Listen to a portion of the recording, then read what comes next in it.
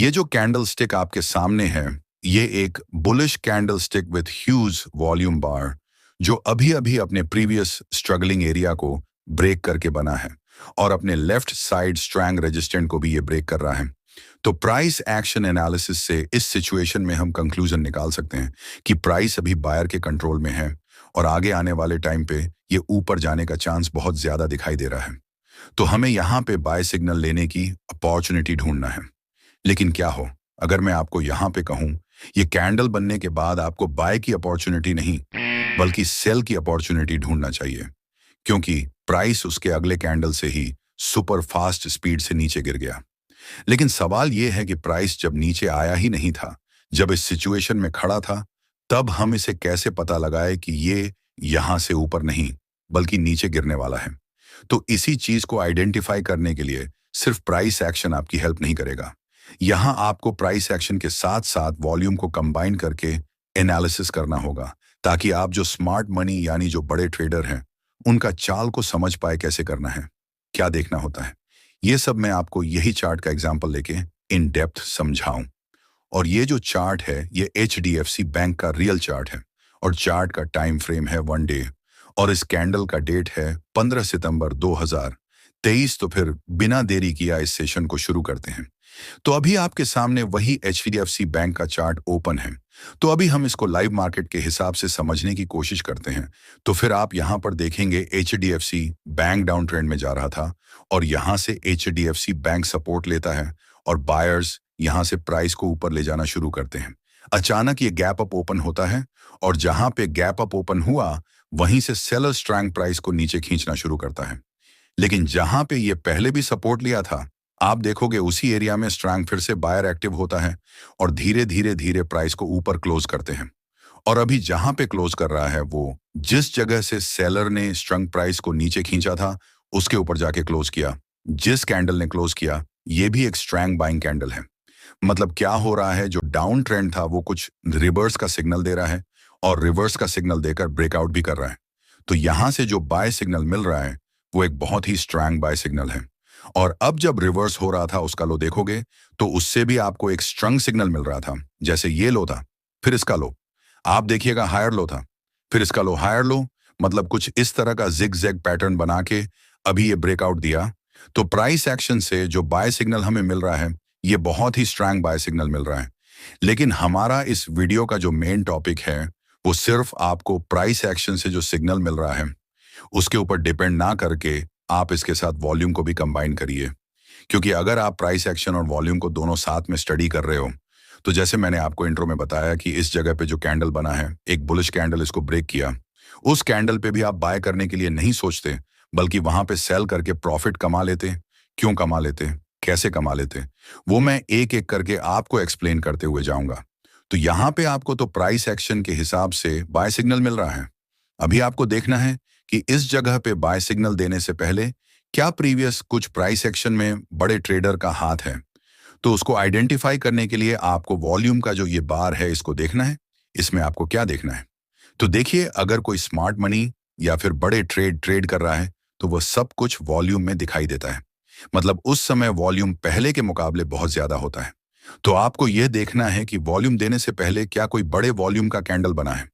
तो आप देखोगे ये जो कैंडल छोटा सा कैंडल है, ये लंबा कैंडल बनने के बाद छोटा कैंडल बनाया। इस कैंडल का जो वॉल्यूम बार आपको दिखाई दे रहा है ये जो नॉर्मल वॉल्यूम है इससे काफी ज्यादा है। तो आपको इस सिचुएशन में पता चल रहा था कि यहाँ पे जो ट्रेड किया गया इसमें जो स्मार्ट मनी यानी बड़े ट्रेडर का हाथ है।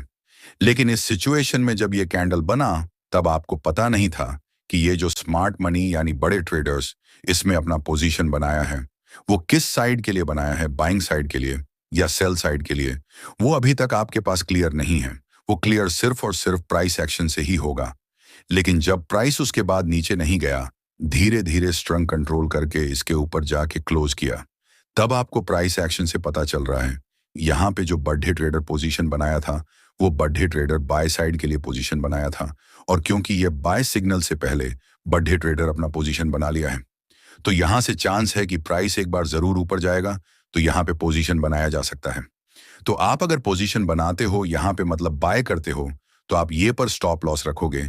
जैसे इस जगह पे ये ऊपर गया नीचे आया तो इस स्विंग के नीचे आप अपना स्टॉप लॉस रखोगे। और टारगेट के लिए भी आपको एक पॉइंट तय कर लेना होता है कि यहां तक हमारा टारगेट हो सकता है। कोई फिक्स टारगेट नहीं है। आपको एक प्राइस एरिया खींच लेना होता है कि वहां पे आके प्राइस किस तरह का बिहेव कर रहा है, उसके अकॉर्डिंग हम यहां पर ट्रेड करेंगे। मैं उस पॉइंट को फिगर आउट करने की कोशिश करता हूं। जैसे आप देखिएगा, इस जगह पे फाइट होने के बाद प्राइस को शार्प नीचे खींचा गया था। मतलब अगर प्राइस इस जगह से ऊपर आ रहा है तो यहां पे फिर से सेलर एक्टिव हो सकता है। तो ये जो फाइट एरिया है, इससे मैं एक ट्रेंड लाइन खींचना चाहूंगा। यहां पे एक ट्रेंड लाइन लगा देता हूं। देखिए, मैं हर वीडियो में आपको बोलता हूं कि जो मैं ट्रेंड लाइन लगाता हूं सपोर्ट के लिए, टारगेट के लिए, स्टॉप लॉस के लिए, वो कोई फिक्स नहीं है। वो एक एरिया होता है। जैसे ये एरिया में ये फाइट हुआ तो आपको ये पूरा एरिया कंसीडर करना है। मैं सिर्फ इस ट्रेंड लाइन को लगाता हूं ताकि आपको समझ में आए ये जो ट्रेड लाइन है, इसके चारों ओर आपको सपोर्ट या रेजिस्टेंट मिल सकता है। तो आपका बाइंग पॉइंट या ई सेल यहाँ पे है।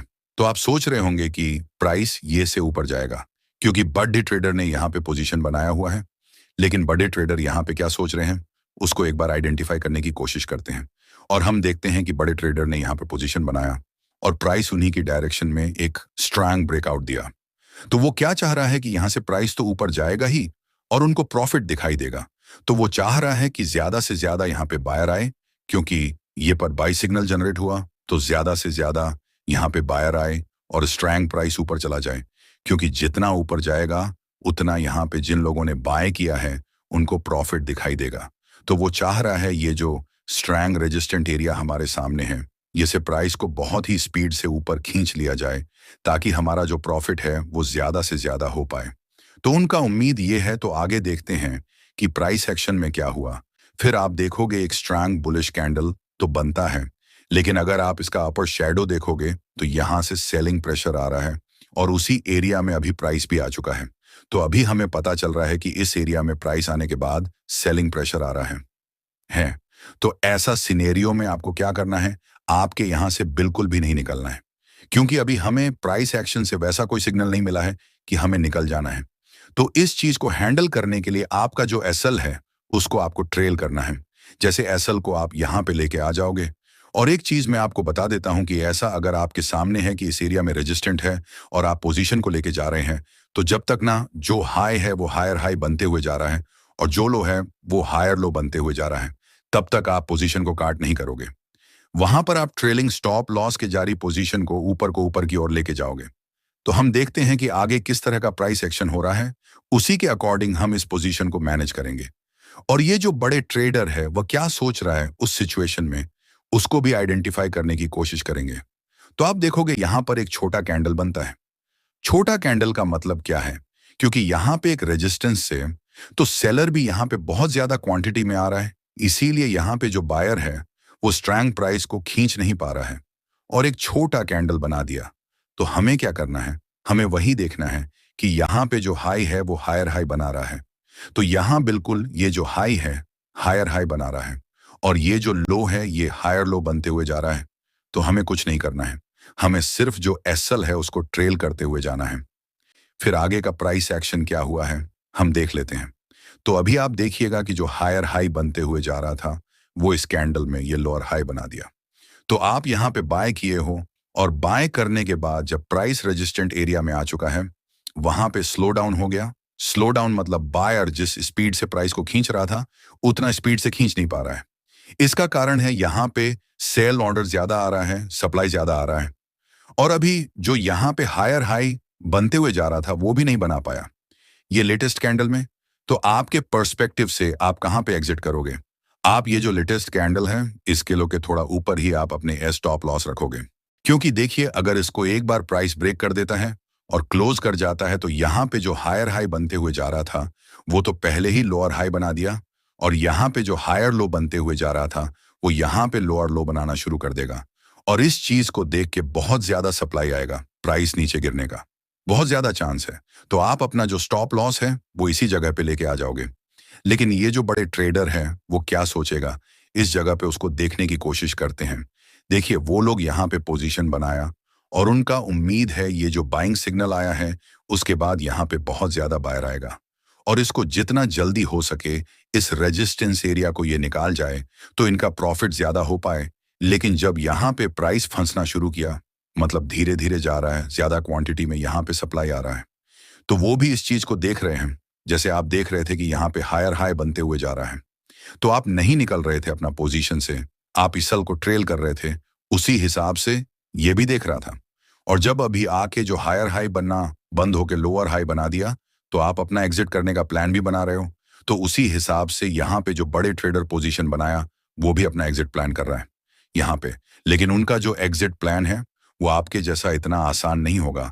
आप तो यहाँ पे प्राइस आते ही एग्जिट कर जाओगे, लेकिन वो नहीं कर पाएगा। क्यों नहीं कर पाएगा उसका मैं लॉजिक आपको दिखाता हूँ।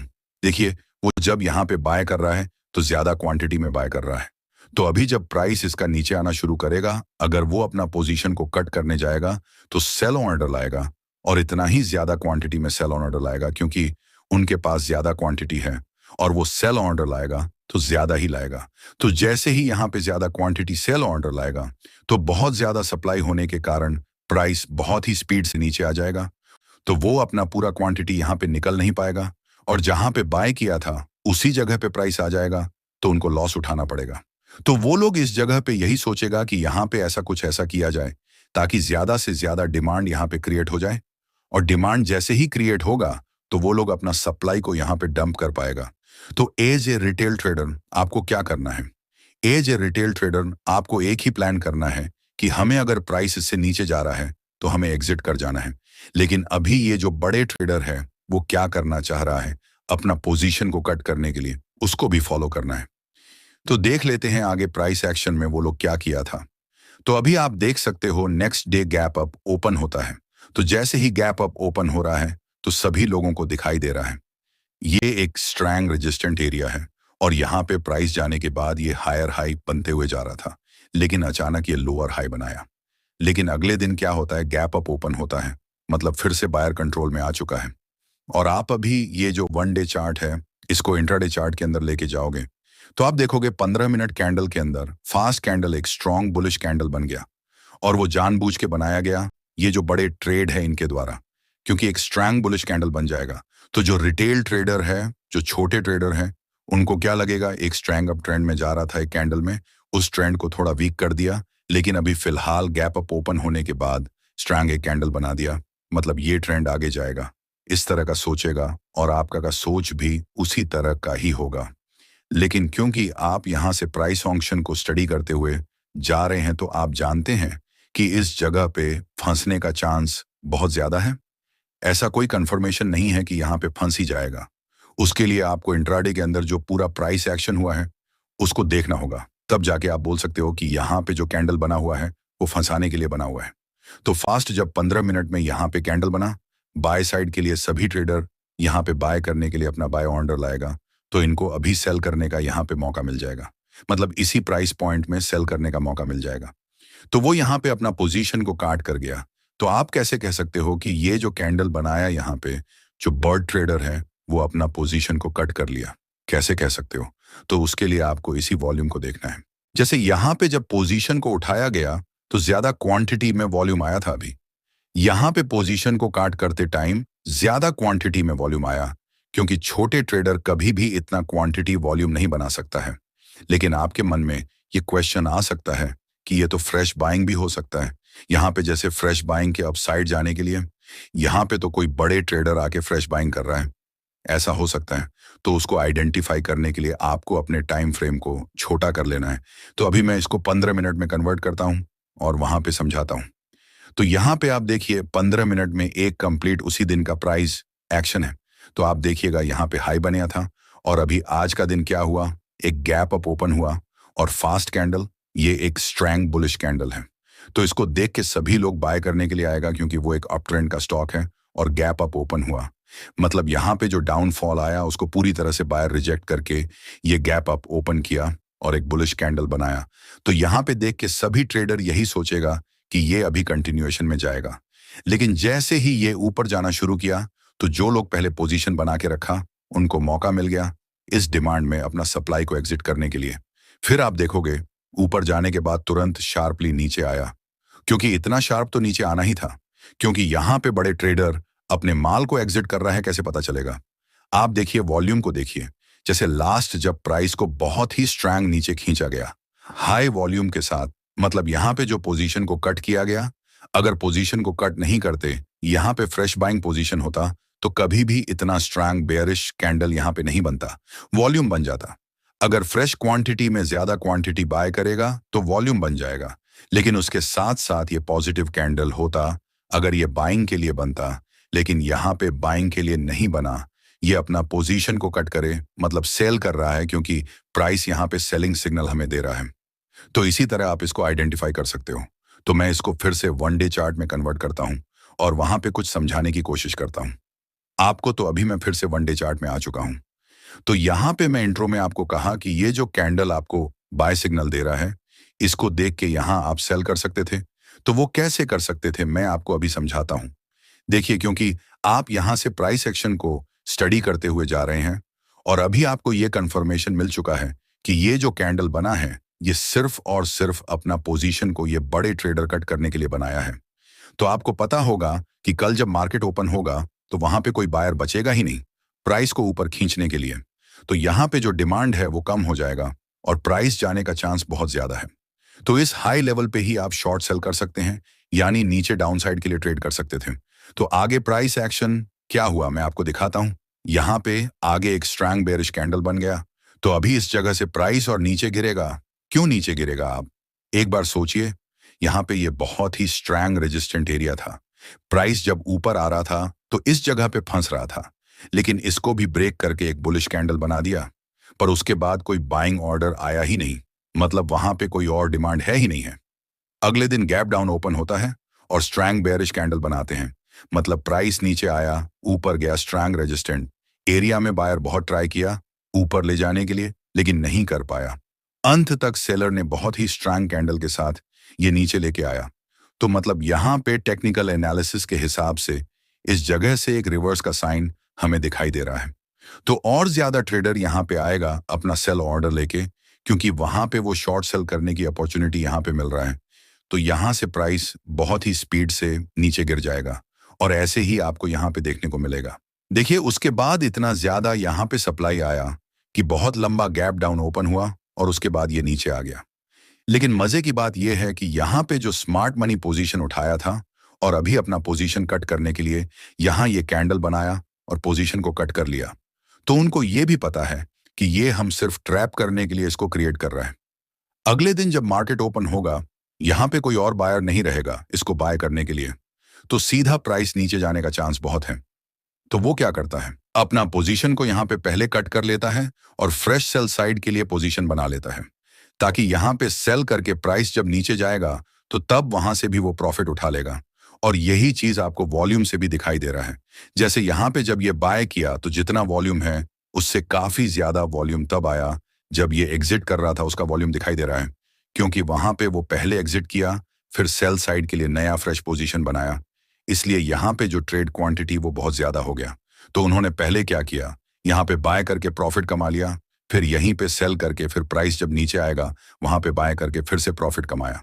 तो इसी तरह आप प्राइस एक्शन और वॉल्यूम को एक साथ स्टडी करके जो बड़े ट्रेडर यानी स्मार्ट मनी है वो क्या सोच रहा है, कहाँ पे पोजीशन बना रहा है, कहाँ पे कट कर रहा है और किस जगह रिटेल को फंसाने का मौका उनको मिल रहा है, वो सब आइडेंटिफाई कर सकते हो। और इसके साथ साथ अब आप अपने आप को एक ट्रैप से बचा भी सकते हो और आपको यह भी पता चल गया कि वह पोजीशन किस साइड बना रहे हैं। तो आप उनकी साइड में पोजीशन बनाकर प्रॉफिट भी कमा सकते हो। यहीं पे समाप्त करूंगा। अगर आपको कुछ समझने में दिक्कत आ रहा है इस कॉन्सेप्ट को, तो वीडियो को रिपीट कीजिए। लेकिन उसके बावजूद भी अगर आपको कुछ डाउट है तो कमेंट सेक्शन में बिना किसी परेशानी के पूछ सकते हो। मैं उस क्वेश्चन का आंसर जरूर दूंगा। वीडियो यहां तक देखने के लिए आपका बहुत बहुत धन्यवाद।